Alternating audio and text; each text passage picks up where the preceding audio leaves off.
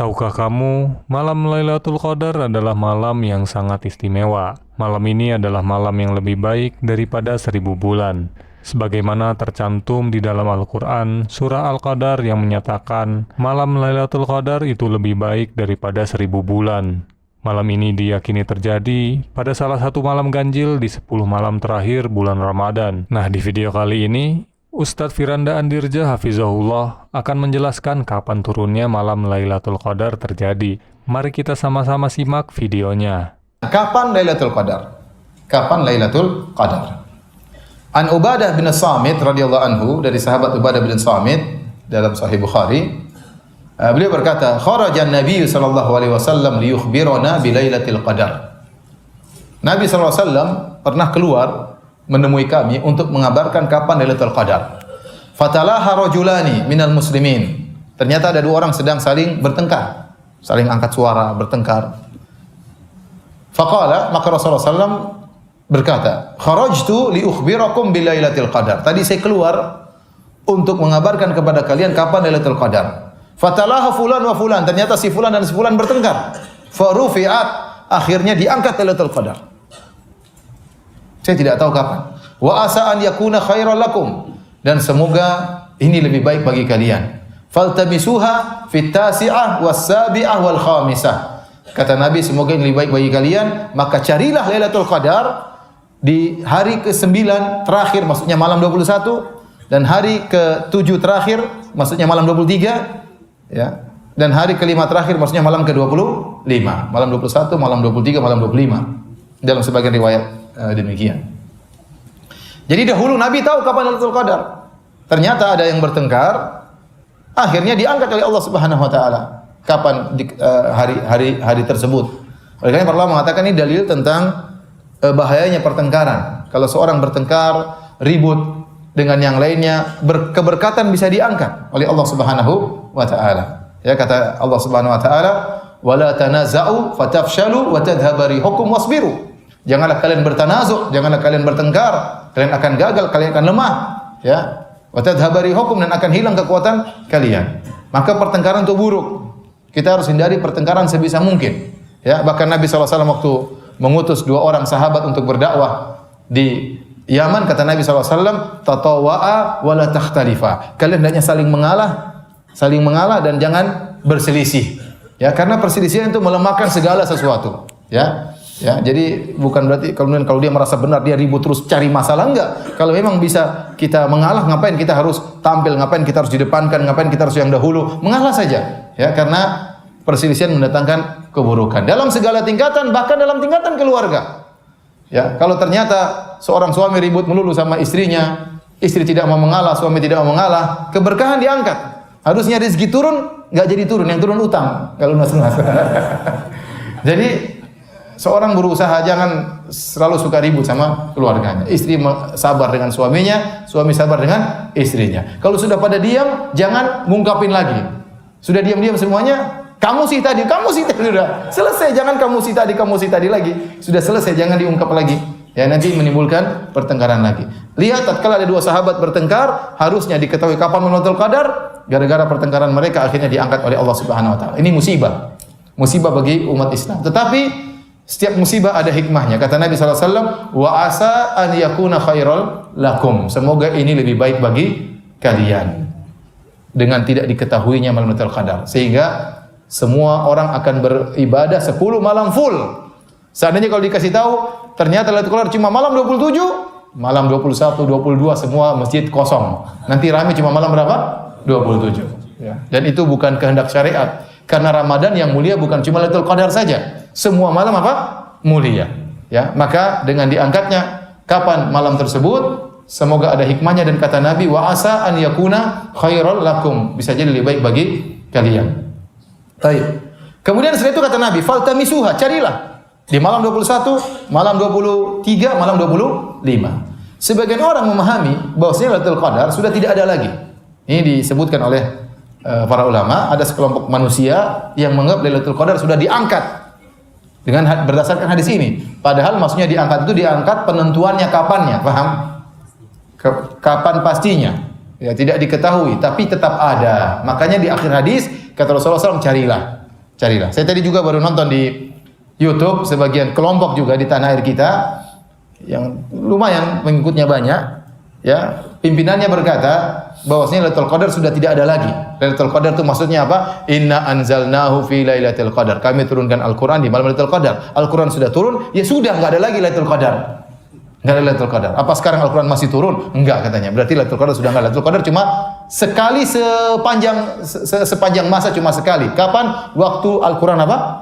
Turun, katanya begitu. Sudah tidak ada Lailatul Qadar lagi. Terus sekarang kita gimana? Kata dia, kita beribadah saja untuk mengenang. Lailatul Qadar sudah enggak ada. Ini ngawur total ya. Nabi SAW waktu turun Al-Quran pertama kali di mana? Di Goa Hira. Setelah itu Rasulullah SAW masih cari Lailatul Qadar enggak?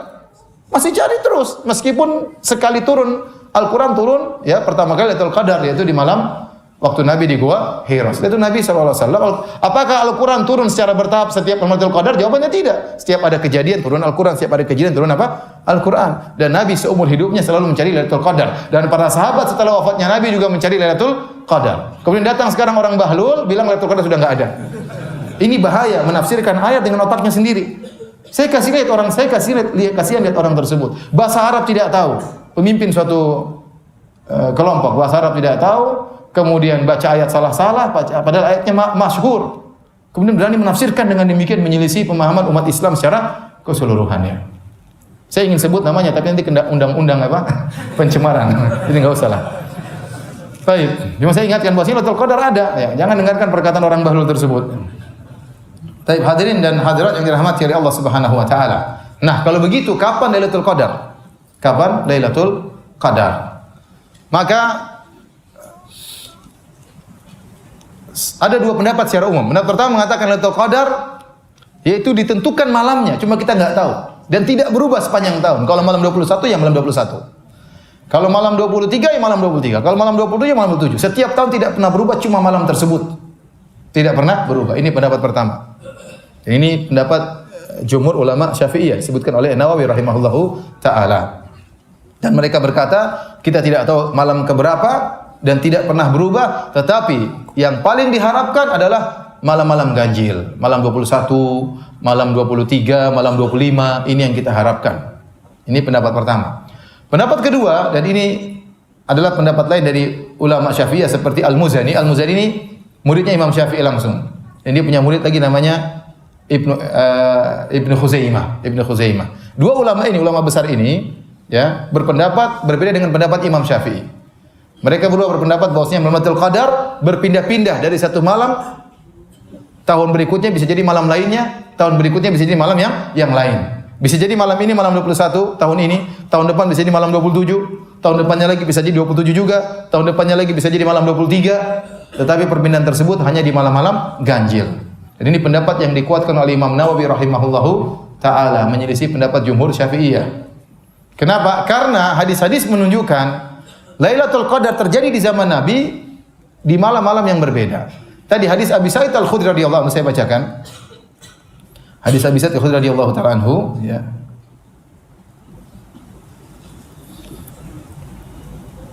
Kata Nabi sallallahu alaihi wasallam, "Wa qad uritu hadhihi lailata thumma unsituha."